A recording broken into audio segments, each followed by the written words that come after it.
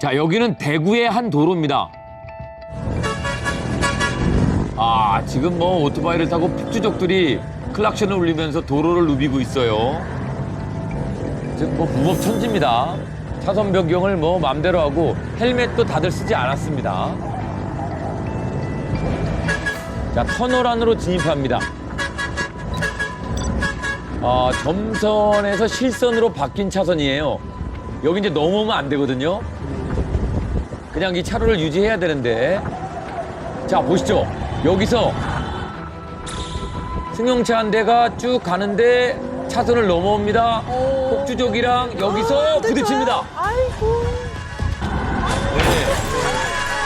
자, 달리던 차량과 그대로 충돌하면서 타고 있던 두 사람이 아래로 떨어졌어요.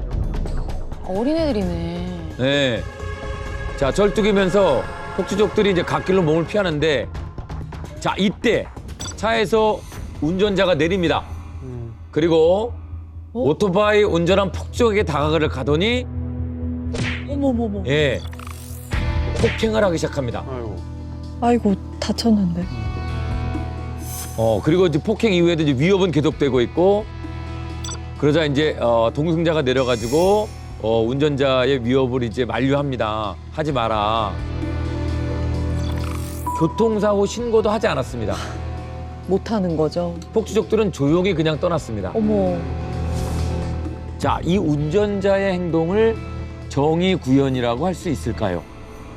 엄연한 폭행이죠. 네. 정의구현이라는 건 차라리 저기서 경찰을 불러서 뭐 못하게 따끔하게 뭔가 교훈을 주고 어렸을 때 저희가 그냥 뭐 학교에서 선생님한테 이렇게 맞는 것처럼 요 정도까지는 뭐 괜찮을 수 있겠지만 심하게 폭행을 했기 때문에 네. 저거는 폭행이라고 봅니다. 저는. 몇 가지 포인트가 있는데요. 판단을 하려면 우선은 헬멧을 전혀 쓰지 않았죠. 그리고 열지어가는 위험 대열 운전을 했죠. 네. 그다음에 차선 변경을 함에 있어서 실선, 그러니까 끊어지지 않은 선에서는 차선 변경하면 안 됩니다. 도로교통법에서 금지하고 있어요. 그런데 실선에서 아랑곳하지 않고 변경을 마구 하고 있죠. 그다음에 자동차 전용 도로에는 이륜차는 들어가면 안 됩니다. 하지만 이륜차들이 떼지어 들어가서 위험을 야기했죠. 이런 상당히 여러 개의 불법 행위들이 분명히 발견됩니다. 그런데 여기에 대해서 차량이 들어가면서 추돌하게 됩니다. 저 추돌 자체가 과연 고의성이 있는지 아니면 고의성 없는 사고인지는 한번 살펴봐야 될 부분이고요. 사실 멈출 수도 있었을 것 같은데. 그다음에가 더 중요하죠. 추돌 이후에 운전자가 나와서 구호 행위를 하는 것이 아니라 오히려 응징 폭행을 합니다. 네, 그런 것들을 모두 종합을 하셔서 이게 과연 공정하고 우리가 좀 지지해야 할, 응원해야 할 정의 구현인가? 그렇지 않으면 처벌해야 할 범죄 행위인가? 판단을 해봐야 될 것 같습니다. 네. 야, 이거 참 어려운 부분인데. 네, SNS를 통해서 이 영상을 본 사람들의 반응은 첨예하게 나뉘어집니다. 예, 어떤 내용들인지 보여드리겠습니다. 차주 행동은 정의 구현이다라고 응원하는 쪽의 의견. 예, 경찰이 해야 하는 걸 대신해 주네요. 뭐 이런 의견도 있고요. 차주 행동은 폭행이다. 의견을 보면 이건 뭐 명백한 폭행죄다. 차주도 위험한 사람 같아 보여요. 그냥 벤츠 깡패 아닌가요?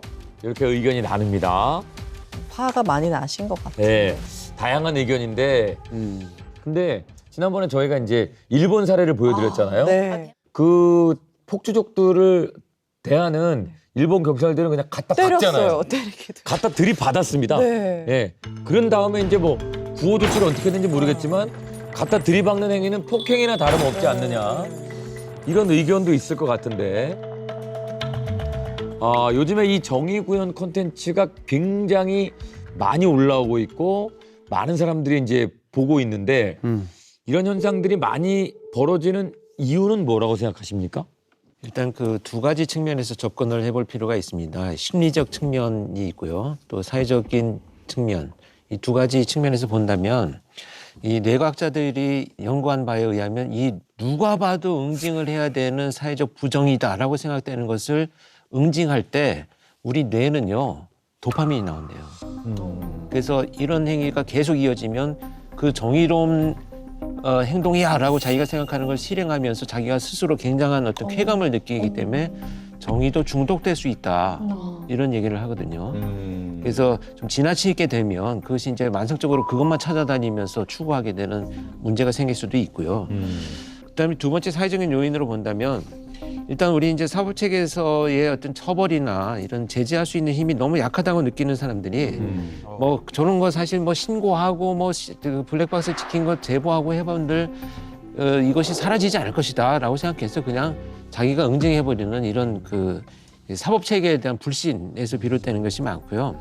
결국은 이런 그 처벌이나 또는 예방에 대한 기대값이 낮고 또 정의를 실현할 때 내가 느끼는 쾌감 이런 것들이 자꾸 영향을 주어서 저는 일들이 발생하지 않나라는 생각을 합니다. 그 정의구현 이 컨텐츠가 대다수의 사람들은 굉장히 평범하게 잘 살고 있는데 이런 범죄자들이 막 활개치고 하는 모습들에서 아 이런 걸 좀 진짜 혼내주고 싶다. 더 강하게 처벌해주면 좋을 텐데라는 마음을 대변해서 그런 게 아닌가 저는 그런 생각이 들어요. 네. 애초에 지금 오토바이를 타고 불법 운전했기 때문에 이렇게 잘못된 행동을 하면 험한 꼴 당할 수 있다.